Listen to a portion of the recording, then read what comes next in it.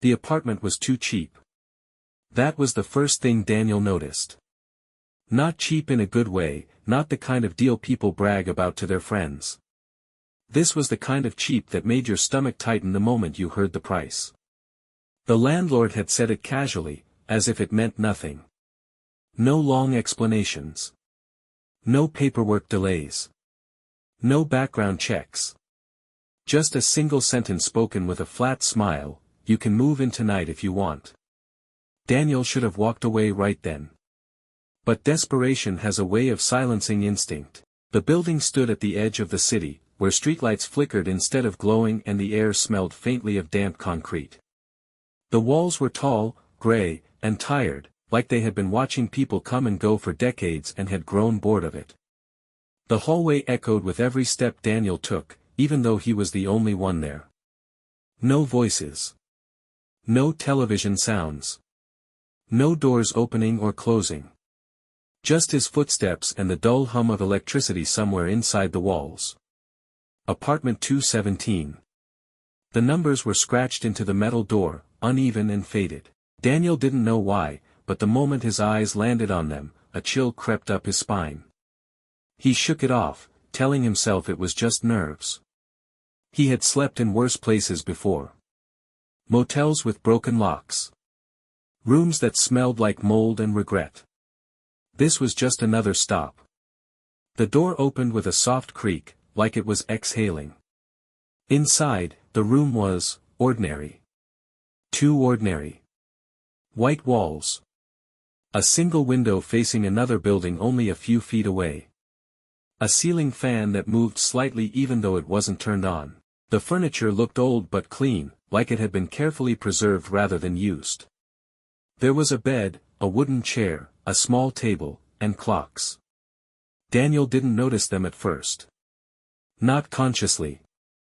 A digital clock on the bedside table. An analog clock hanging above the door. Another small clock mounted near the kitchen sink. 3 clocks in one small apartment. Strange, but not terrifying. The landlord lingered at the doorway longer than necessary. His eyes didn't wander around the room like most people's did. Instead, they stayed fixed on Daniel's face, as if he were watching for a specific reaction. "There's just one thing," the landlord said quietly. Daniel turned. "Yeah." The man hesitated. "If you hear anything at night, don't interact with it." Daniel laughed once. A short, nervous sound. "You mean like pipes? Or neighbors?" The landlord didn't smile. "Just don't turn around," he said. That should have been enough. That sentence alone should have sent Daniel straight back down the hallway, out into the street, and away from this place forever. But exhaustion won. The door closed behind the landlord with a soft click. Daniel was alone. As night fell, the apartment seemed to change. Not visually, nothing moved, nothing shifted, but the silence grew heavier, pressing in from all sides. Daniel lay on the bed, staring at the ceiling fan, listening to the distant city sounds outside the window slowly fade. At 2:16 a.m., Daniel glanced at the digital clock. He didn't know why. At 2:17 a.m., everything stopped. The fan froze mid-spin. The faint hum in the walls cut out. The city noise vanished like someone had muted the world. And then Daniel heard breathing. It wasn't his. It was slow. Measured. Right behind him, Daniel's body locked in place. Every muscle tightened at once, as if his nerves had been dipped in ice. The breathing behind him wasn't loud, but it was close, close enough that he could feel the faint warmth of it brushing against the back of his neck. He didn't dare move. Didn't dare swallow. His mind raced through 1,000 explanations, each one worse than the last. Someone broke in. The landlord is playing a sick joke. I'm dreaming.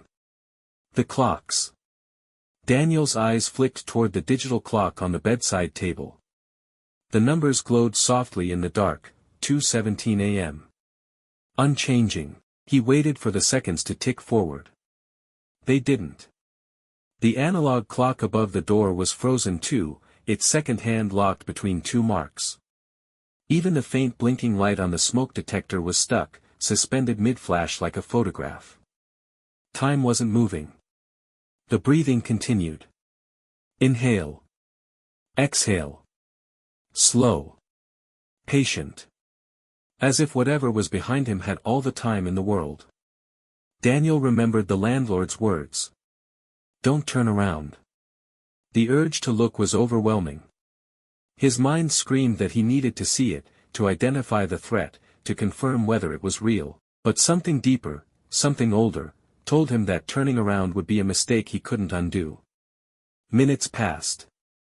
Or hours. It was impossible to tell without time. Then, just as suddenly as it had begun, the breathing stopped. Sound returned in layers.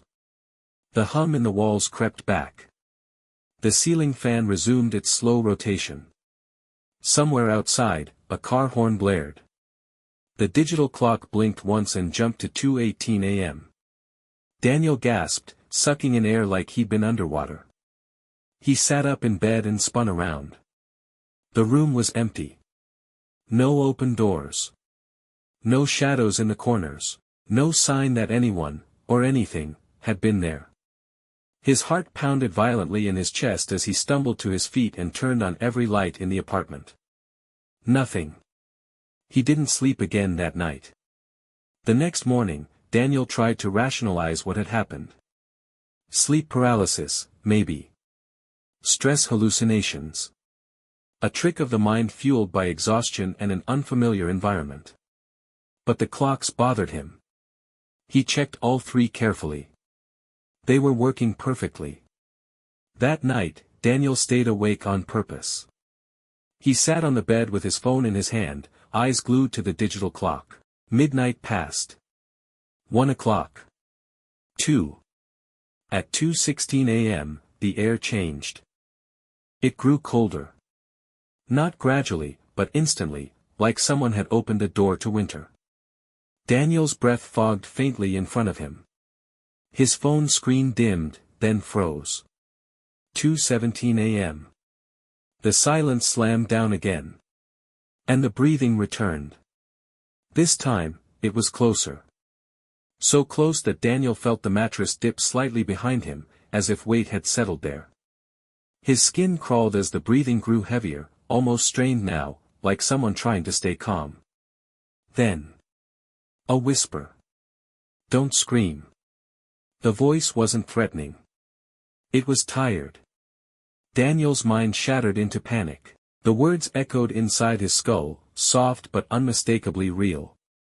His throat tightened, a scream building in his chest, but fear crushed it before it could escape.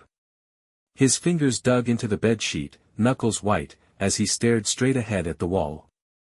Please, the voice whispered again, closer now. It hurts when you scream. Tears burned in Daniel's eyes. Every instinct told him to run, to fight, to do something, but his body refused to obey. The cold in the room intensified, seeping into his bones, making his teeth chatter even though he wasn't moving. What do you want? Daniel managed to whisper. The breathing paused. For a moment, Daniel thought he'd made a mistake by speaking, that he had broken some unspoken rule. But then the voice replied, softer than before. I want you to see. A faint pressure touched Daniel's shoulder. Not a grip. Not a threat. A guiding hand. The room shifted. The walls didn't move, but the light changed, draining of color until everything looked pale and lifeless, like an old photograph. The air grew heavy with a metallic smell, sharp and unmistakable. Blood. Daniel's vision blurred as the apartment transformed around him. The furniture rearranged itself. The bed vanished, replaced by a narrow couch. The table became cluttered with old newspapers, their dates yellowed and torn. A younger man stood near the door. He looked terrified. Daniel realized with horror that the man was wearing different clothes, but the face was familiar. Too familiar. It was him. 15 years younger. No, Daniel whispered. The scene unfolded like a memory forced into motion. The younger Daniel paced the room, arguing with someone Daniel couldn't see. His voice echoed faintly, distorted, like a recording played through broken speakers. You said it was over, the younger Daniel shouted. You said you'd leave. Another figure stepped into view. A woman. Her face was bruised. Her hands were shaking. Fear and anger twisted her expression into something unrecognizable. I couldn't, she cried. I tried. Time slowed further, stretching every movement into agony. Daniel watched as his younger self reached for something on the table. A knife. The room grew unbearably cold. The voice behind Daniel whispered again, filled with sorrow. This is where I died. Daniel understood then. This apartment wasn't haunted. It was trapped. At 2:17 a.m., the room didn't freeze time. It remembered. And every night, it replayed the moment someone was murdered, waiting for someone brave enough, or broken enough, to watch it all the way through. The scene did not end when the knife fell. Daniel expected it to stop, to fade out like a dream once the truth revealed itself. But the room refused to let go. The air vibrated with a low, painful hum, as if the walls themselves were remembering every scream they had absorbed 15 years ago. The younger version of Daniel stood frozen, his hand still gripping the knife, his chest rising and falling in short, frantic bursts. The woman collapsed slowly. Not dramatically. Not instantly. She slid down the wall, her fingers leaving dark streaks behind as they searched for something to hold on to, something that wasn't slipping away. Her mouth opened, but no sound came out. Blood pooled beneath her, spreading outward in a silent, horrifying bloom. Daniel wanted to close his eyes. He couldn't. His body wasn't his anymore. He was a witness trapped inside a memory that refused to be forgotten. The smell of blood grew stronger, thick enough to choke on. The cold bit deeper, freezing tears onto his cheeks.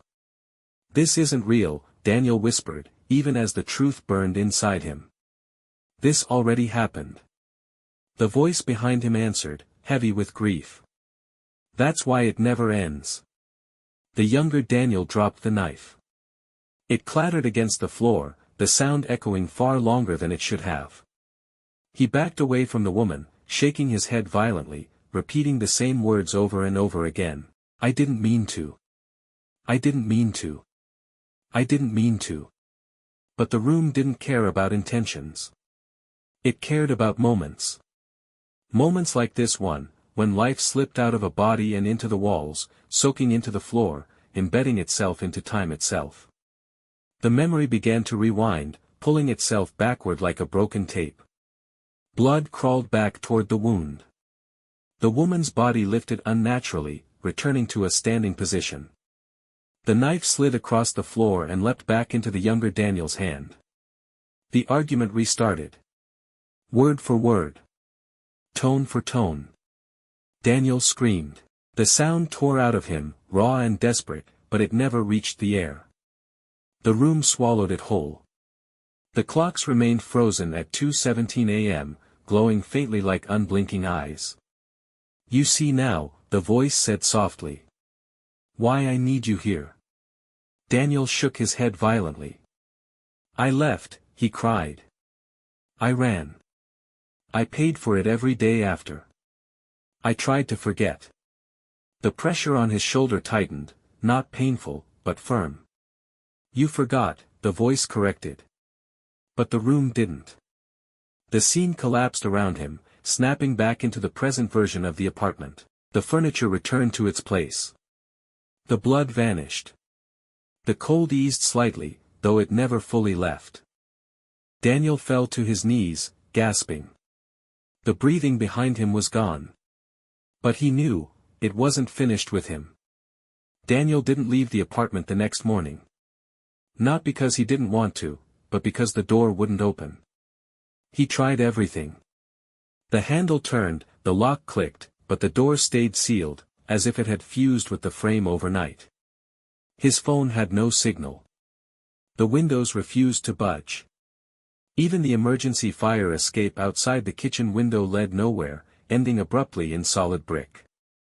The apartment had closed around him. Time passed strangely during the day. The clocks moved normally, but Daniel couldn't shake the feeling that they were lying. Every sound felt delayed, every movement slightly out of sync, like he was half a second behind reality. At 2:16 p.m., the air shifted again. The cold returned. Daniel froze. "No," he whispered. "It only happens at night." But the room didn't respond. The clocks slowed. Then stopped. 2:17 p.m. The breathing returned, but this time, it wasn't behind him. It was everywhere. Inside the walls. Beneath the floor. Above the ceiling. A chorus of breaths, overlapping and uneven, some shallow, some ragged, some eerily calm. Daniel covered his ears, but it didn't help. The sound wasn't entering him, it was rising from inside his own chest. "You can't leave," the voice said, no longer behind him but all around him. "Not yet." Daniel collapsed against the wall. "What do you want from me?" A long pause. Then, "I want you to stay." The walls darkened, stains appearing where there had been none before. Shapes pressed outward from beneath the paint, faces frozen in terror, mouths open in silent screams. Daniel recognized none of them, yet somehow knew exactly what they were. Others. Others who had stayed in the room. "You're not the first," the voice continued. "And you won't be the last." Memories flooded Daniel's mind, faces he had never seen, lives he had never lived. A man sobbing on the bed. A woman clawing at the walls until her fingers bled. A teenager whispering apologies to an empty corner of the room. All of them trapped. All of them broken. "Why me?" Daniel cried. The answer came quietly. "Because you remember." The room brightened suddenly, snapping back to normal as the clocks resumed their movement. 2:18 p.m. Daniel lay on the floor, shaking. He understood now. The apartment didn't punish the innocent. It fed on the guilty. That night, Daniel didn't wait for 2:17 a.m. He prepared. He dragged the chair to the center of the room and sat facing the wall, back exposed, heart racing. Every instinct screamed at him to protect himself, to keep his eyes on the space behind him, but he forced himself to remain still. At 2:16 a.m., he spoke. "I'm ready." The clock slowed. The cold crept in. 2:17 a.m. The breathing began. But this time, Daniel didn't freeze. He let it come. The mattress dipped behind him. The presence settled close enough that he could feel the weight of it, not physical, but emotional. Heavy. Grieving. "I didn't mean to kill you," Daniel said, his voice trembling but clear. "I was angry. I was scared. I was weak." Silence. Then the voice spoke, not from behind him, but inside his head. "Say her name." Daniel swallowed hard. "I don't remember it," he whispered. The room reacted violently. The walls shook. The clocks flickered. The air screamed with unseen voices, furious and desperate. "You erased her," the voice hissed. "That was your second crime." Daniel slammed his fist into the floor. "Tell me." The breathing slowed. The cold intensified until Daniel thought his heart might stop. Then the name surfaced, rising from a place he had buried deep. Emily. The room went still. For the first time since Daniel had entered apartment 217, the breathing stopped completely. A hand touched his back. Gentle. Forgiving. "You can leave," the voice said softly. "But the room will need someone else." Daniel turned. And for the first time, he saw her. Emily did not look like a ghost. That was the most terrifying part. She stood in front of Daniel as solid as the furniture around her, her feet resting on the floor, her body casting a faint shadow under the ceiling light. She looked exactly the way she had on the last night, except calm. No bruises. No blood. No fear in her eyes. Just exhaustion, the kind that comes from waiting far too long. Daniel's breath caught in his throat. "I thought you were broken," he whispered. Emily tilted her head slightly, studying him the way someone looks at an old photograph, familiar, yet distant. "That's how you remember me," she said softly. "Not how I am." The room felt different now. The cold remained, but it was no longer sharp. It pressed gently, like a reminder rather than a threat. The clock still read 2:17 a.m., frozen as always, but their glow seemed dimmer. "I didn't know it would follow me," Daniel said. "I left the city. I changed my name. I tried to be someone else." Emily stepped closer. With every step, the air trembled slightly, as if the room was adjusting itself around her. "You left the place," she replied. "But you never left the moment." Daniel's knees gave out. He sank onto the floor, shame crushing his chest. "I was angry," he said. "You were leaving. I felt small. I felt like I was disappearing." Emily crouched in front of him.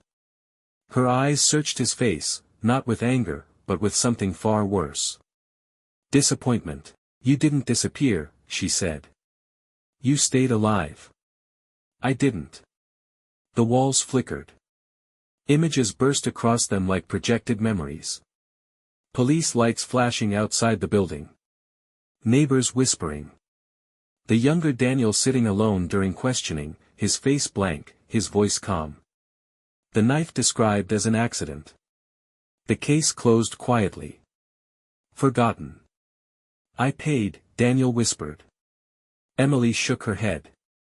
"You survived." The room reacted instantly.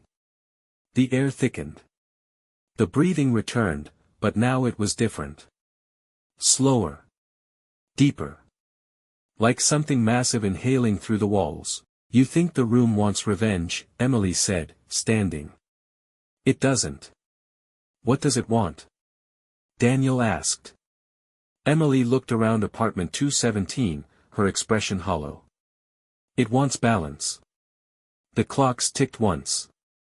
Then froze again. Emily walked toward the wall where the analog clock hung. She reached up and touched it. The moment her fingers made contact, the room shuddered violently, like it had been struck by a shockwave. Cracks spread across the paint, revealing darkness underneath, endless, moving darkness. "This place exists between seconds," Emily explained. "A wound in time created by violence. Every death like mine leaves something behind. Most places heal. This one didn't." Daniel struggled to his feet. "So it traps people?" "No," Emily said. "It waits." The darkness behind the wall expanded, forming shapes, faces, hands, entire bodies suspended in frozen motion. Daniel recognized the fear in their expressions instantly. "These are the ones who ran," Emily continued. "They stayed long enough to remember, but not long enough to face it." Daniel's stomach twisted. "Face what?" Emily turned to him. Her eyes finally held anger. "The choice." The room darkened completely, except for the clocks. Dozens of clocks now covered the walls, digital, analog, broken, unfamiliar, all frozen at 2:17. "You can leave," Emily said. That was always true. Daniel felt hope surge in his chest. "Then why didn't you tell me sooner?" "Because leaving doesn't end it," she replied. "It just moves it forward." The darkness shifted again. Another image formed. A young couple entering apartment 217. Laughing. Hopeful. Unaware. Daniel's blood ran cold. "If you leave," Emily said quietly, "the room will wait for someone else who is desperate enough to rent it. Someone who has done something they've buried. Someone whose guilt will feed it." Daniel shook his head. "No. There has to be another way. Emily stepped closer, lowering her voice. There is. The breathing grew louder. You stay. Daniel understood instantly. The room didn't punish killers. It replaced them. Time resumed for the first time since Daniel had arrived. The clocks ticked forward together, 2:18 a.m. The room exhaled. Emily began to fade, her form growing transparent, edges blurring like smoke in wind. Panic surged through Daniel. Wait, he cried. If I stay, what happens to you? Emily smiled, sad, relieved. I get to rest. The walls softened, the darkness retreating. The trapped faces dissolved one by one, released from their frozen terror. The cold lifted gradually, leaving behind an unbearable emptiness. I'm sorry, Daniel whispered. I know, Emily replied. That's why this works. Her hand reached out, brushing his cheek one last time. Someone has to remember, she said. Someone has to stay at 217 so the rest of the world can move on. She vanished. The room settled. Daniel stood alone in apartment 217, surrounded by silence that no longer threatened, but demanded. The clocks moved normally now. The door unlocked. The windows opened. The world had been returned to him. But Daniel didn't leave. Days passed. Weeks. Months. People knocked on the door sometimes. A landlord. A curious neighbor. Daniel never answered. Every night at 2:17 a.m., the room grew quiet. Time slowed. And Daniel felt the presence of those who would have come after him, hovering at the edge of reality, never crossing over. He had become the anchor. The balance. 15 years later, a new tenant stood in the hallway. The building looked newer now. Cleaner. Renovated. The city had grown around it. The landlord smiled warmly, handing over the keys. Apartment 217, he said. Very affordable. The tenant hesitated. Why so cheap? The landlord shrugged. Some people say it feels quiet. The door opened. Inside, the apartment looked ordinary. White walls. A bed. A chair. A table. And clocks. A digital clock on the bedside table. An analog clock above the door. Another near the sink. The tenant stepped inside, unaware of the man sitting silently in the corner, eyes hollow, skin pale, unmoving. At 2:16 a.m., the tenant glanced at the clock. At 2:17 a.m., time stopped. The breathing began. But this time, it came from the corner of the room. Daniel smiled faintly in the darkness. Don't turn around, he whispered.